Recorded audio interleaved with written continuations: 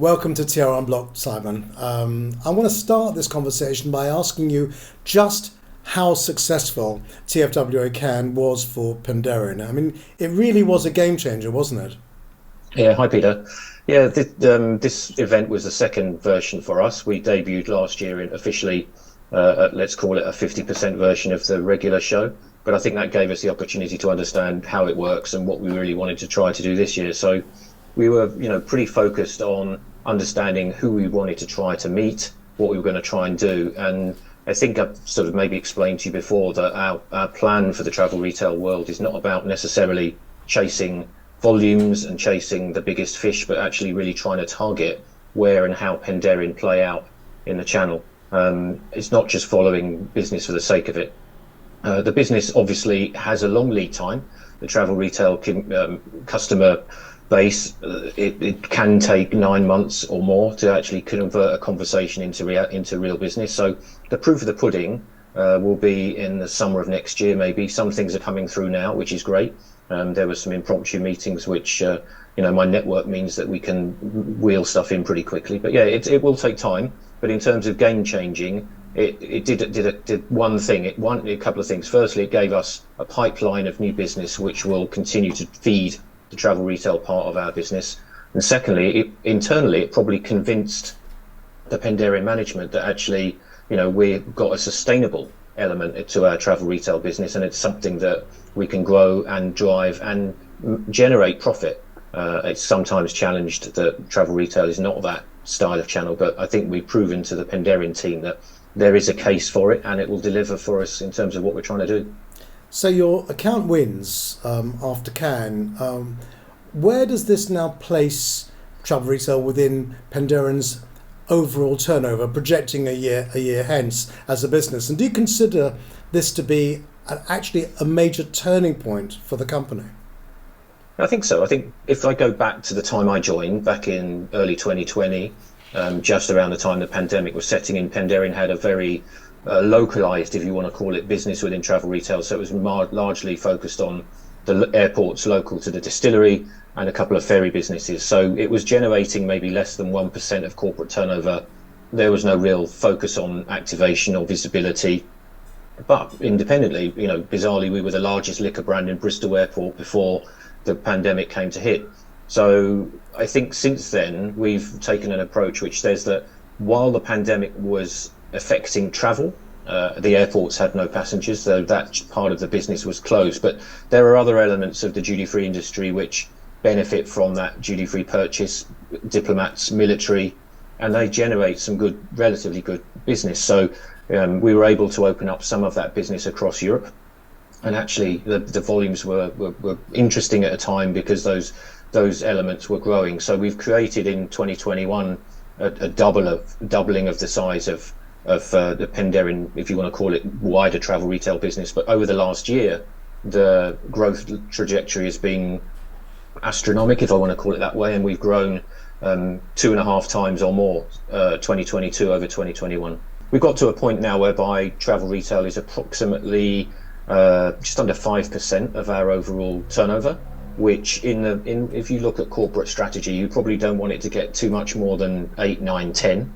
Otherwise, it starts, in history, in my experience, says it starts to have a slightly negative impact on your overall P&L, and businesses have pulled back from that I've worked in before. But so there is a space to grow in, and we're sort of clear about the areas that we want to grow in. I think the pipeline from Cannes this year, if it comes through, will probably pretty much fill that hole in terms of where we want to go over the next couple of years. So we're in a nice position in that ultimately we have a limited amount of whiskey to sell, and our aim is to make the most value out of that whiskey.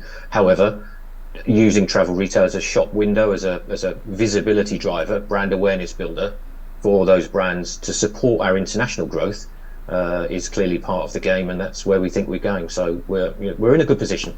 Well, you touched on your new strategy, and we have to remind ourselves that Penderyn is an award-winning spirit. What are the other elements of your strategy that you'd like to talk about?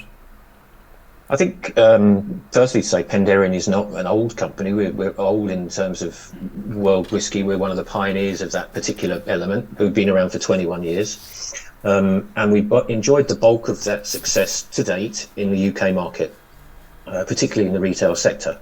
So the strategy probably for me has probably four key planks, building blocks is a word we've used just talking today a couple of times. But firstly is a stronger business development in the UK, away from the grocery channel. You know, if you did a risk grid, you'd probably say that it's quite challenging because 70% of Penderyn's business is UK based, and a fair chunk of that is based in the 6 major grocery multiples. So if we fell out with Tesco, we'd have a problem. Fortunately, we don't, and we've got very strong relationships with those guys and the rest of them. And the challenge for us is to look at a couple of the other key areas of the UK business, the on-trade and the here-to-stay e-commerce business, which we've got involved in various guises over the last couple of years. So we know that those bits of capability are elements that we have to improve within the UK market. The second area, I think, is a harder drive on our core international markets. So if we look at our international jigsaw, you'd probably say the US, France, Germany, Australia are probably the 4 key areas where there is a solid Penderyn base, growth, consistent growth, and we've been in those markets for over 15 years, all of them. It's now about making sure that our partners in those markets are not just taking the nice to haves, the super premium bits, but actually doing the hard yards on the core ranges, which is our Dragon range and our Gold range, the more premium element of what we do. So I think bringing more stronger management, better distributor management in those places, and driving and investing in growth in those markets will help us. And then the third area would probably be about picking and looking at where the single malt consumer is in the world of consumerism, and saying, right, those growth markets, there could be India, there could be Mexico, there could be Nigeria, where there is an emerging market of people with good middle class incomes and above. They travel, they take on westernized experiences, and slowly surely they are getting into single malt whiskey. So I think there is in those sorts of developing but big, growing fast second tier economies, there is a big opportunity for us. But it's about securing the right partners for those domestic markets and doing it in a way which is efficient for us.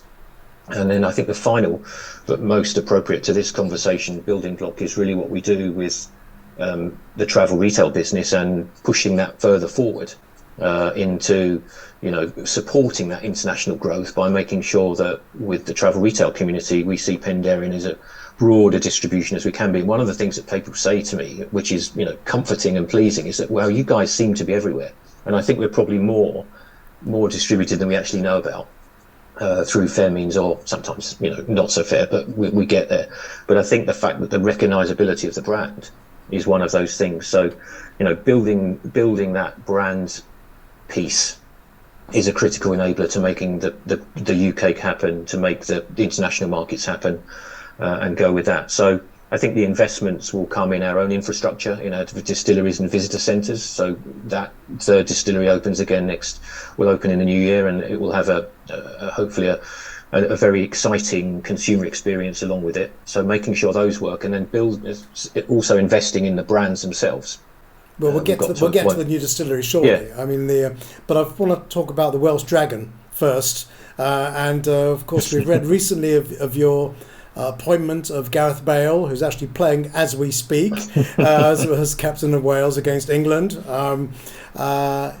He's now not just a global ambassador for Penderyn, but also an investor in the business. How important is his appointment to your overall strategy? I think it covers a number of areas. Firstly, he's contemporary, so it brings and maybe a slightly younger consumer interest to a category that's traditionally seen as maybe not fuddy-duddy, but for an older drinker.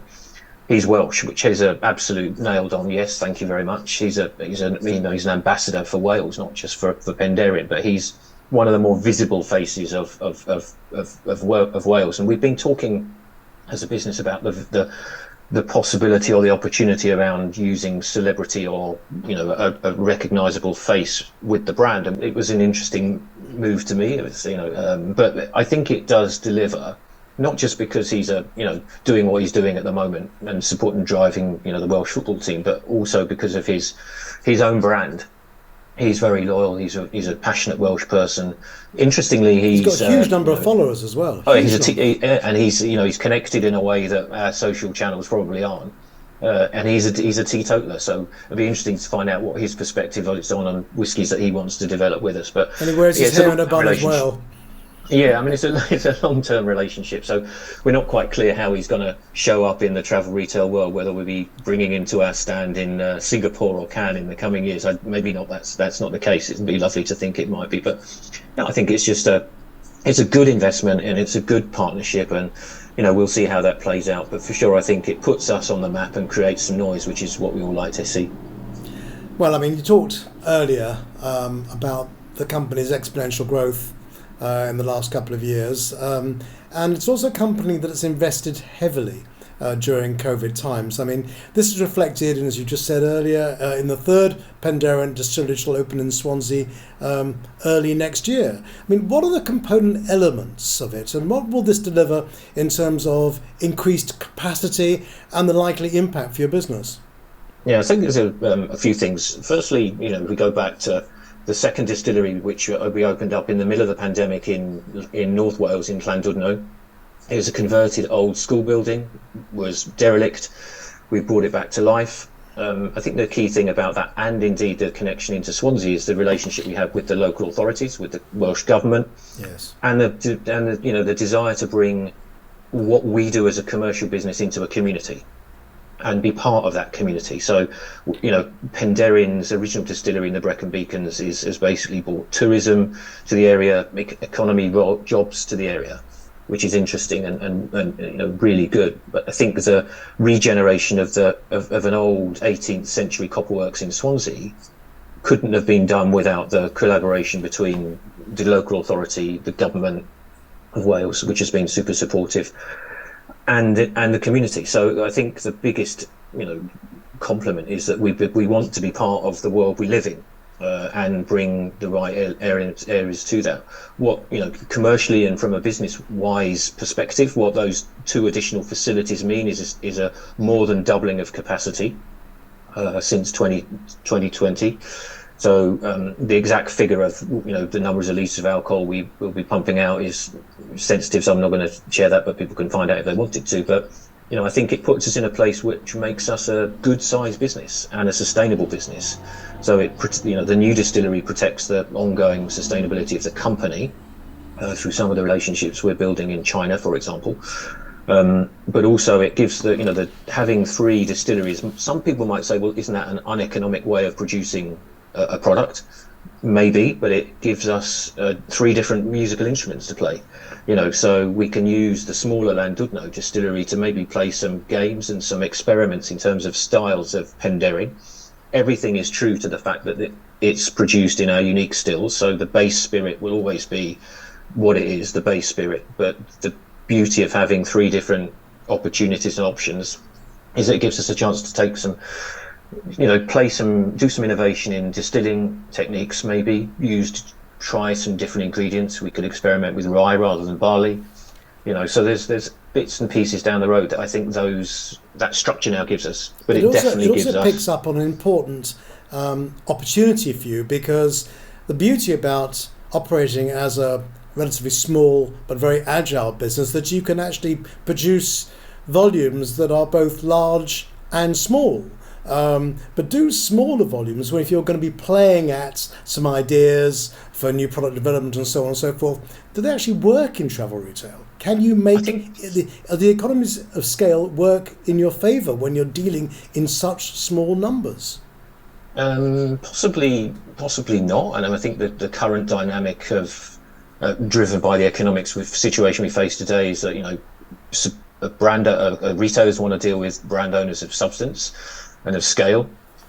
So why would they want a fleet of small lorries turning up at their distribution centre making life complicated. So in that respect, it is a challenge for smaller brands and smaller brand owners to get that traction. But what I'd say is, firstly, from our perspective, we can be scaling up. We can scale up to the challenges of, for example, our friends in China duty free, who we're working with now.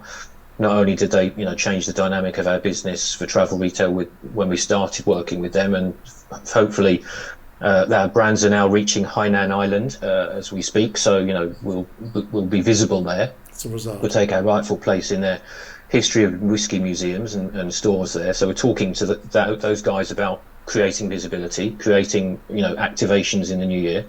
So that gives us a place at a table which small brands probably wouldn't normally occupy or need support to get into. But the flip side of what we do is our flexibility and agility is I can say to the same guys in China, well, why wouldn't you want a single cask of cask strength whiskey just for exclusive for China duty free? So they said, yes, can we have 5? So yeah, no problem. And that was one of the powerful outputs of our meeting in Cannes. So in the pipeline is now producing not only exclusives for retailers, but we can move through to pretty small numbers as well, which many other operators maybe wouldn't or can't do. So I can say to a part of a military organisation who are celebrating their 200th anniversary, why don't you have a 60 bottles of Penderyn single malt whiskey with your regimental badge on? No problem.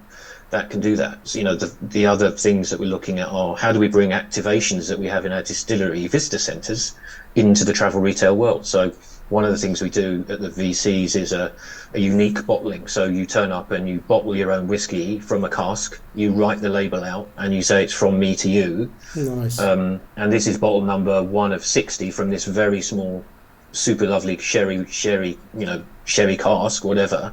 And we charge them £120 for the benefit. So it takes the value in terms of cheapness out of the equation. So why couldn't you bring that event to a cruise ship? So you're having a celebration cruise, 60 bottles in a very small cask. When it's gone, it's gone. And we create the masterclass about the brand in the bars and the restaurants at the same time. So, I'm a bit of a madcap visionary at sometimes, but I'd love to see these things come into fruition. And some of those are activations that we're, really got in the pipe in discussions for 2023. Okay, let's talk specifically about that. I mean, can you talk responsibly about any brand extensions or new products that you're bringing into within your portfolio? It's difficult for us to be sort of saying we're going to have a stream of new product development that's as long as my arm. We wouldn't. I think one of the challenges we face is to make in building blocks is to make our core ranges work at the appropriate level. So we have our Dragon range, which is 3 single malt whiskies, which we use basically, if you were looking at it from a supermarket perspective in domestic markets, that can be an entry level range for travel retailers. Then we have our Gold range, which is 5 different expressions of whiskey, but with a travel retail exclusive as an addition to that. So objective number 1 is to have those things where we are in our journey, have those things to a relative point. Not everyone's going to have, 7 or 8 Penderyns on their shelf. So we've just agreed to launch in the new year with the friends in Portugal duty free, who I know very well and met again. This is a result of a Cannes meeting. So they run the airports in Madeira, our signature house expression. So why wouldn't you have the world's best award-winning Madeira whiskey in your store in Madeira? It's an obvious one. Up until now, it's been a bit of a barrier. And also Portwood, the other end of that range. So, why not in their revamped store in Porto have a cask strength whiskey that from a beautiful exclusive port cask? So those are the things that, ultimately are in the pipeline. In the immediate future, I think there's a couple of key things we need to do. Firstly, as we've grown around the world, we come into some challenges and some comments about product quality in terms of packaging design, in terms of visibility on shelf, and in terms of what we do with the travel retail offering. So we don't yet have a 1 litre version, but I think that one of the benefits of Cannes in the future business projections are that we can move in that direction now. So we will, in the course of next year, hopefully by the time we get to Singapore and the next year's TFWA World Exhibition, be presenting a super exclusive travel retail version of Penderyn that just brings it away from the existing links it's got to the range, and creates that opportunity then to move further into an evolving series of whiskies, of which retailers might be interested in their own exclusive version of. So that's probably where the range development goes. The other element of it will be further versions of the Icons of Wales. And I'm not party yet to what numbers 11 or 12 might be, but we've just released 9 and 10, and those were launched in Cannes. We'll see how Wales do in the World Cup as to whether the number 10 it goes has much legs beyond the current version.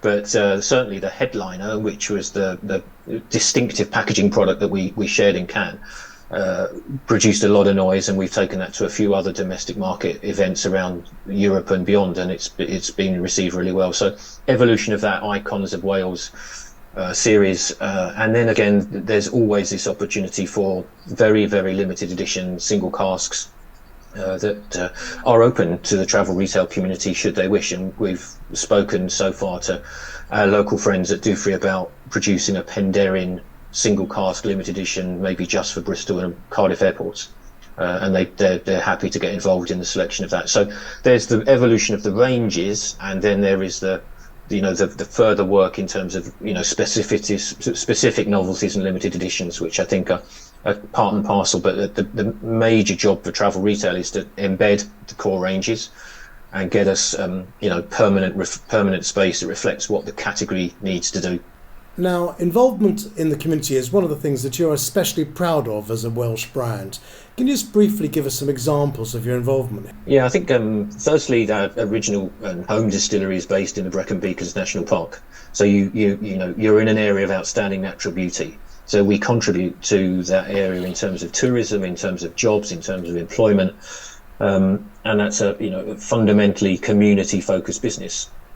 I think the second point is as part of the wider Welsh business community, and this is, the board and the non-exec elements of the company. They spend a lot of time working with Welsh businesses as part of the Welsh government initiatives, both in Wales and in export markets. Driving the Welsh entities and the collaboration of Welsh businesses to support each other. Yes, we use the services of the Department of International Trade and where we can. But I've personally found the Welsh government has, a significant investment pot to supply in terms of to support its businesses. And Stephen Davis, the CEO, as much as he is the CEO of Penderyn, is much as a mentor for Welsh business, and is super connected around the Welsh business community. So much of what we do is making sure that if we invest in a distillery, that the partners in the area around us know that we're coming, and that there are equal opportunities to, bring tourist attractions together and stuff like that. So, we're very, very honoured to be, a leading Welsh entity, a leading Welsh business, but very aware of the fact that we need to play back that into the community. Well, one final question, Simon, and I think we've got to half time now in the game. If there were 3 things that you wanted to communicate to the TR business, what would they be? Yeah, quite clear. Firstly, be bold. The pandemic has given the industry a platform, a chance to change, and don't slip back into old habits that may be not necessarily bad, but just the way it was, because those habits have been proven and demonstrated to be limiting the industry and its development. We're in a world where consumers have moved on, and I think they've learned different ways of finding brands, different ways of sourcing brands, and yes. This industry is part of my DNA, and I've been part of it for 25 years, and it's got to move on. So be bold and take risks maybe now and again. Secondly, consumers are demanding a choice. They're looking for innovation. They're looking for newness. There's nothing interesting walking into an airport shop and finding it a cheaper version of Tesco or Carrefour. Where's the benefit? Where's the excitement? Where's the interest? And not always so cheap. And not always so cheap. And I go back to my days in former companies where one of the critical consumer groups that we used to, work around was the experimenter. So as well as your shopping lovers who always bought product in travel retail, you'd find these experimenters who are a group of, not thrill seekers as such, but they were looking for something different, something new, something to treat themselves or to give as a gift. To used to be business gifting, but that's less and less the case now. But certainly, gifts. So can they find those in travel retail? Well, not necessarily. If all they're seeing is sometimes a secondary range of versions of brands which are engineered to come across as being exclusive, but they're not. Or products like that. So I would say, the consumer is looking for something different. So move on from the high street and find a way to grab that attention. And that's about making people put their hand in their pocket and spend money. It's not necessarily about the cheapest of cheap. The third answer, I think, is about category. So there is this, if you want to call it, element of the brands love the retailers and the retailers love the brands, and it's polarized in travel retail. But I think give categories a chance and look at a category initiative will allow you to be more innovative, you to bring in smaller brands, the brands to work together in bringing newness. And mezcal, for example, is a category that's on fire. It's never going to be a million case category for travel retail, but it's on fire in the domestic markets. And how many mezcals of high value do you see in airport shops now? If you blink, you miss them. And it's not necessarily, it's moved on from tequila. So rum in its own way, it's not about value rum, it's about exquisite, good, high quality rums with a story. And whiskey is the same. So what we're saying to the business is, if you can create those category spaces or those category activations, then I think smaller businesses, maybe like Penderyn, are able to support those. We cannot fund massive activations on our own on a single brand basis. It just wouldn't work. So think category. So be bold, think about the consumer, and think about category. Those would be my three key things. Smart thinking and straight speaking. Simon, thank you for your time. Thank you, Peter.